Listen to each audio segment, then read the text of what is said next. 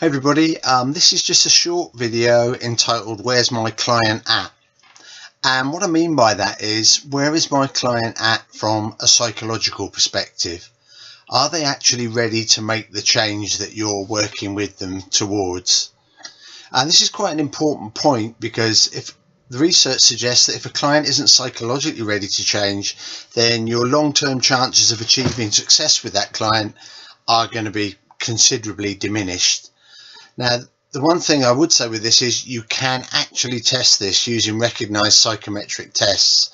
And certainly this is something I teach people on the behavior change course. So assessing kind of psychological readiness, I believe, certainly in a weight management context, is particularly important. And this is based all around the trans-theoretical model. So this is looking at what stage of change a person is at. The trans-theoretical model includes a stages of change model, which was first proposed by Protachka and Di Clementi, and they said that people, when they're going to make a lifestyle type change, they go through various stages. So pre-contemplation, contemplation, preparation, maintenance, action, maintenance, and possibly termination. But the thing is, you can assess what stage somebody's at. Now, underpinning that are some other kind of theoretical concepts, and one of those is decisional balance. Decisional balance was first proposed by Janis and Mann, and they said that when people make a change in life, they adopt a kind of balance sheet approach at maybe a subconscious level.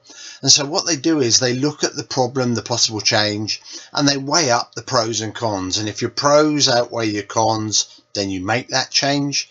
If they're about the same, and in motivational interviewing terms, we would call that, when things are fairly even, we would call that ambivalence. So they're ambivalent about change. They can see pros for it, but they can see as many cons. Now, again, there are psychometric tests that you can use to actually measure that, and that's most probably the most accurate way to go about it. But there are other things you can do at a very basic level.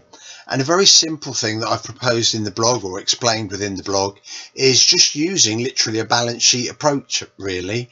Get 2 sheets of paper, and on one sheet you ask your client to record all the pros for whatever change it is. So all the things they see as positive about making that change.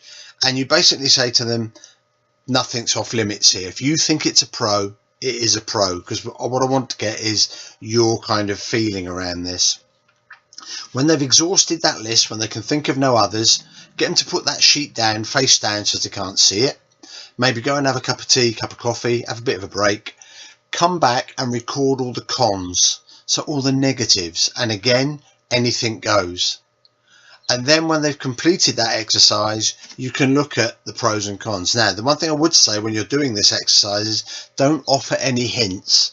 It's very tempting to go, oh, you might put something as a pro as, I'll feel fitter, or I'll have more energy. And equally, you might give an example of, oh, a con might be, oh, you'll feel more hungry, or I'll have to give this up or that up. If you offer advice like that, you are going to influence the way they record their results. So try to stay out of it, remain neutral. And in fact, maybe the best way to do this is actually for you not to be there. Explain the process, maybe get them to take the sheets away and do them at home at some point. Now, once you've got the completed sheets, as I say, you can kind of look at them, weigh up the numbers, see where their balance is at. And at this point, you might be able to help them, because they may have missed some things that you would consider a pro. So you might be able to offer them some advice around, well, what about this and that and so on. And equally, some of the things they might have listed as cons, that could be misinformation. So if we're talking about weight management, they might have put something like, I have to give up my favourite cake, or I'll never be able to eat chocolate again, or I won't be able to have a drink, or something like that.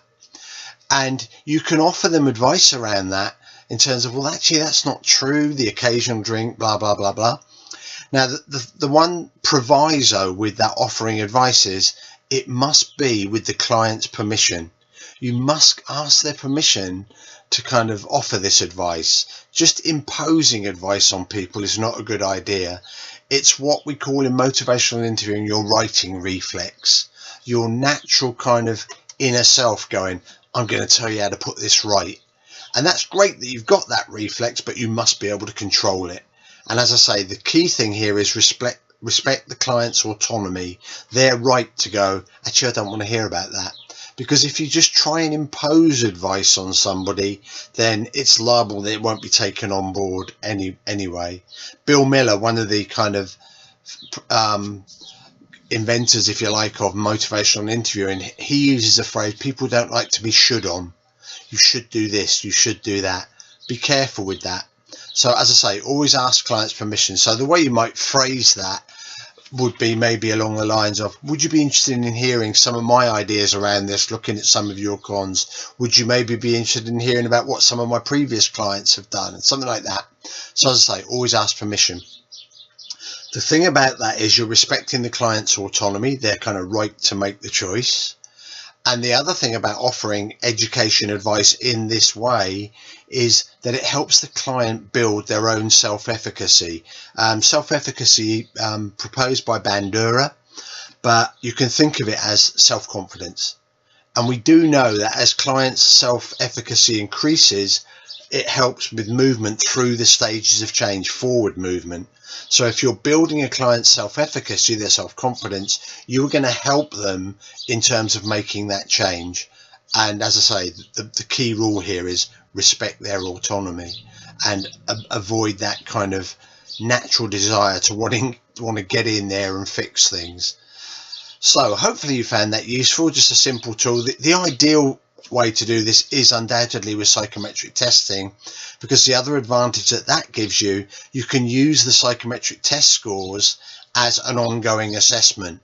If you use psychometric tests with your clients every 4 or 5 weeks, it will tell you, are they psychologically moving in the right direction? And it will also help as a retention tool, because if you see psychologically they may be kind of, for the want of a better word, backsliding a bit, it means you can get in there and find out what's going wrong, maybe what's not quite working. So certainly where my client's at in terms of that initial testing, I think is invaluable, and more so in a long program as use as a retention tool and as an ongoing assessment, so as you can kind of assess, is my client progressing in the right way? We've got the physiological assessments in terms of they're getting stronger, they're getting fitter, they're losing some weight, they're reducing their body fat. But actually the third pillar is that psychology, and if you're assessing that as well, then your program is definitely strengthened. So I hope you found that useful, and if you've got any questions, by all means drop me an email or message me on Facebook, whichever route you think, and look forward to seeing you maybe in future videos. Thanks for that. Bye bye now.